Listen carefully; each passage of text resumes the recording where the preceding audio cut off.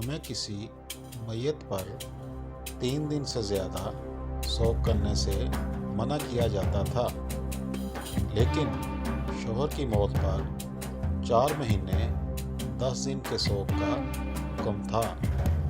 ان دنوں میں ہم نہ سرما لگائیں، نہ خوشبو اور عصب یمن کی بنی ہوئی ایک چادر جو رنگین بھی ہوتی تھی کے علاوہ کوئی رنگین کپڑا ہم استعمال نہیں کرتی تھیں، اور ہمیں عدت کے دنوں میں حیض کے غسل کے بعد قصد اظفار استعمال کرنے کی اجازت تھی، اور ہمیں جنازہ کے پیچھے چلنے سے منع کیا جاتا تھا۔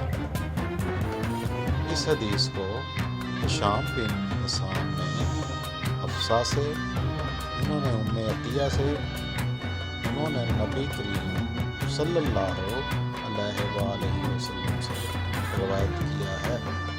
صحیح بخاری حدیث نمبر 313۔